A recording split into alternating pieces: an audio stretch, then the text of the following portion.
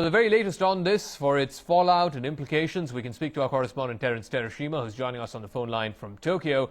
First of all, this WHO report, some folks are saying it's too conservative, that the chances of potential damage in the form of cancer, both to men and women, their estimate is far too low. How have folks been responding to this WHO report, first of all?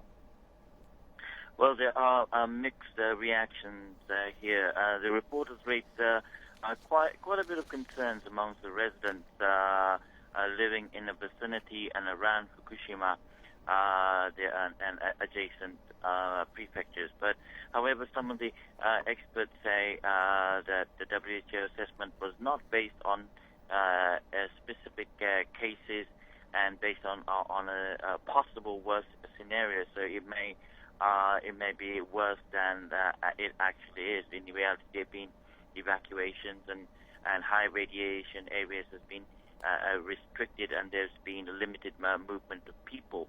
So you have to pick a particular case in order to get a accurate assessment. And nobody has been prolonged exposed to it. And the mayor of Iidaté village said, which was a part of a compulsory evacuation area, said if it's a very accurate, specific figure according to a movement of certain people, then he will accept it. But in reality, people have been evacuated pretty soon, and food products out of the area has been restricted and stopped. So the report is fueling worries to people and may cause rumors. And the mayor is asking for a follow-up on this by the government in order to assure people of the actual of figures. And Terry, you also now have the story about this fish being detected with 500,000 times more radiation than permissible from government limits. Tell us, how worrying is this? Because it once again puts the focus back on the issue of food safety, which was a big concern in the aftermath of the accident that happened a couple of years ago. Is food safety once again squarely back on the table, and what's the government doing about that? Well, the food safety issue has been in debate amongst the Japanese public, and in fact, there's almost a paranoia in some places where they have shops have radiation detecting devices in order to assure customers that their products are safe.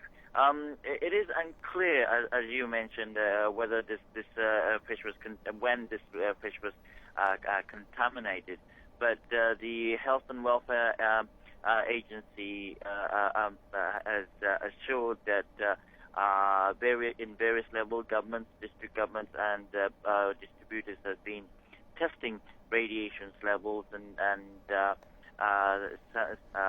prohibited to sell fish that has more than the government limit. So the government is confident that it's not reaching the mass of people, but they're rather worried about that it will cause a scare, and people might not buy products from Fukushima or eastern Japan, as it were. So the government is trying to put out the fire, as it were, after this finding. That's always the case with food, isn't it? It's always the fear, the scare, which is far more worrying than the actual contamination itself. Thanks very much for joining us. Terence Terashima, our correspondent there in Tokyo, giving us details about this high level and unusual level of radioactive content being found on a fish very close to the Fukushima Daiichi plant in what is seemingly an aftermath of what happened there a couple of years ago, that famous nuclear accident. Meanwhile,